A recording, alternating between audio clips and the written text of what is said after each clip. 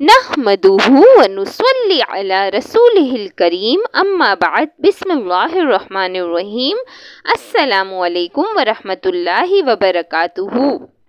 नाजरीन, आज जो कीमती दुआ मैं आपको बताने जा रही हूँ, यकीन कीजिए इस दुआ की इतनी फजीलतें हैं, इतनी इसकी ताकत है। इस वजीफे को करने के बाद आपके तमाम बिगड़े काम बन जाएंगे। तमाम दोस्त वीडियो को मुकम्मल देखिएगा, जरा गौर से सुनिएगा। अब आपके जहन में कुछ शक ना रहे तो मैं छोटी छोटी चीज़ें भी आपको बताना चाहती हूँ कि इस वजीफ़े को किस वक्त कैसे कर सकते हैं। देखिए, इस वजीफ़े को वैसे तो आप किसी भी वक्त कर सकते हो, लेकिन अगर आप किसी नमाज के बाद कर लो तो ज़्यादा बेहतर होगा, क्योंकि ये ख़ास वजीफ़ा है, ये ख़ास दुआ है। क्योंकि जब आप नमाज के बाद करोगे इस वक्त आपका वज़ू भी होगा और आपने ज़िक्र अस्कार भी किया होगा। जब आप ज़िक्र अस्कार करके अल्लाह पाक को याद करके अल्लाह पाक की इबादत करके अल्लाह पाक से कुछ मांगते हैं, कुछ ख़ास अमल करते हैं,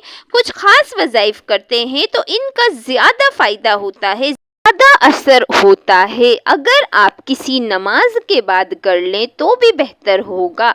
वैसे आप किसी भी वक्त कर सकते हैं, जब भी आपको वक्त मिले, कोई पाबंदी वाली बात नहीं है। और इस तस्बीह को, इस वजीफ़े को बच्चा भी कर सकता है, मर्द भी कर सकता है और औरत भी कर सकती है। अगर आपका बच्चा है वो भी इस तस्बीह को पढ़ सकता है। अगर वो बच्चा पढ़ाई में है तो इंशाअल्लाह अल्लाह पाक इसको कामयाबी अता करेंगे। अगर कोई औरत करना चाहे, इसको मुश्किलात में है, इसकी ज़िंदगी में मुश्किलात हैं, वो भी इस वजीफ़े को करे, इंशाअल्लाह इस औरत को भी कामयाबियाँ मिलेंगी। इसी तरह कोई मर्द करे, इसको भी कामयाबियाँ मिलेंगी। देखिए, मर्दों के बहुत से मसाइल होते हैं, उन्होंने ज़रिया माश करना होता है, दौलत कमानी होती है, अपने बीवी बच्चों को पालना होता है, मर्द तो लाजमी करेंगे। मुख्तसर ये है, कोई भी कर सकता है, इंशाअल्लाह फ़ायदा ही फ़ायदा है, कामयाबियाँ ही कामयाबियाँ हैं। फिर सिर्फ आप एक ही मर्तबा अऊज़ु बिल्लाहि मिनश शैतानिर रजीम बिस्मिल्लाहिर रहमानिर रहीम को पढ़ लेंगे। इसके बाद आप दुरूद पाक पढ़ लेंगे। आप सल्लल्लाहु अलैहि वसल्लम की ज़ात पर एक मर्तबा मेरे साथ भी पढ़िएगा, अल्लाहुम्मा सल्लि अला मुहम्मदिन व अला आलि मुहम्मदिन कमा सल्लैत अला इब्राहीम व अला आलि इब्राहीम इन्नका हमीदुम मजीद। अल्लाहुम्मा बारिक अला मुहम्मदिन व अला आलि मुहम्मदिन कमा बारकत अला इब्राहीम व अला आलि इब्राहीम इन्नका हमीदुम मजीद। 3 बार आप ये दुरूद पाक पढ़ेंगे आप सल्लल्लाहु अलैहि वसल्लम की ज़ात पर। और अगर किसी मेरे बहन भाई को ये दुरूद पाक नहीं आता तो वो कोई सा भी पढ़ सकता है जो इसको आता है, और अगर कोई सा भी नहीं आता तो वो सिर्फ इतना कह सकता है, सल्लल्लाहु अलैहि वसल्लम। इसके बाद आपने सूरह इखलास को पढ़ना है और इस दुआ को पढ़ना जो अभी मैं आपको बताती हूँ। देखिए, सूरह इखलास, इसमें अल्लाह ताला की वहदानियत बयान की गई है, इसमें अल्लाह ताला का तारुफ है। सूरत की बहुत सी फजीलतें हैं। देखिए, कुरान पाक और हदीस का निचोड़ अगर निकाला जाए, पूरे दिन इस्लाम का निचोड़ निकाला तो सिर्फ ये सूरत बचेगी। इसमें अल्लाह ताला का तारुफ है, अल्लाह ताला की इसमें बड़ाई है। बेशक अल्लाह ताला ही हैं जो सबको नवाजते हैं और सबकी मुश्किलात दूर करते हैं। आपने 41 बार इस सूरत को पढ़ना, ये इस वजीफ़े का हिस्सा है। देखिए, थोड़ी सी तादाद ज़्यादा हो सकती है, लेकिन इसके जो कमालात हैं इंशाअल्लाह आप खुद देखोगे। ये वजीफ़ा बहुत ही ख़ास है। अभी तस्बीह भी हैं, आपको बताती हूँ, लेकिन जो सूरह इखलास का मैं आपको बता रही हूँ, थोड़ी सी तादाद ज़्यादा हो सकती है। 41 मरतबा आपने पढ़ना है, ये वजीफ़े का हिस्सा है। छोटी सी सूरत है, वैसे तो कुल हुवल्लाहु अहद अल्लाहु समद लम यलिद वलम यूलद वलम यकुल लहू कुफुवन अहद, ये एक मर्तबा हो गया।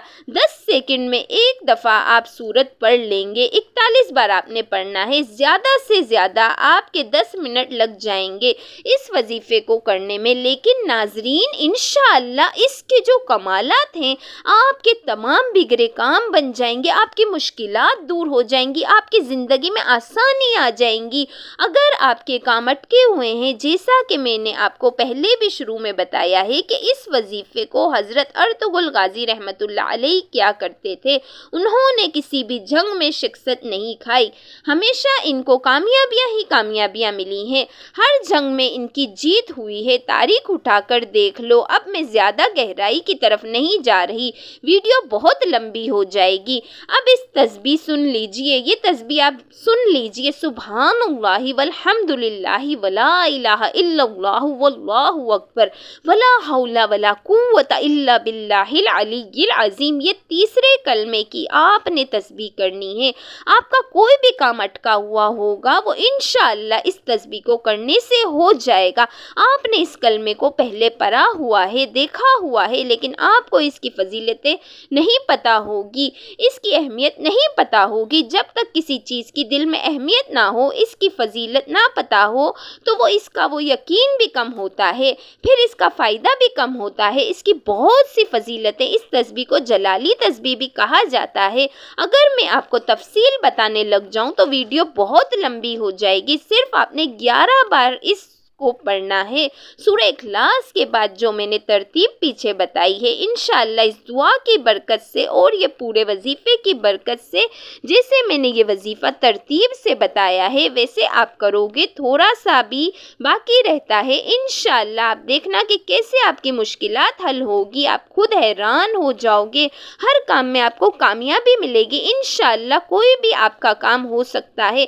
اس کے بعد پھر آپ درود پاک پڑھ لیں گے۔ یہ درود پاک آپ 3 ہی مرتبہ پڑھیں گے۔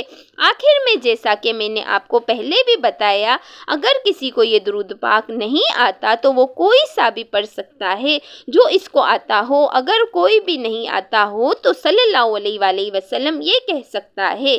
اس کے بعد آپ نے ایک اور کام کرنا ہے۔ جب آپ یہ سارا وظیفہ کر لیں گے، جیسا کہ میں نے بتایا، جو بھی آپ کا مسئلہ ہے آپ نے وہ مانگ لینا ہے۔ انشاءاللہ اس وظیفے کی برکت سے آپ کے مشکلات جاتی رہیں گی، آپ کو کامیابیاں ملنا شروع ہو جائیں گی۔ دعا ہے کہ اللہ تعالیٰ میرا سنانا اور آپ کا سننا اپنے بارگاہ الہی میں قبول و منظور فرمائے، آمین ثم آمین۔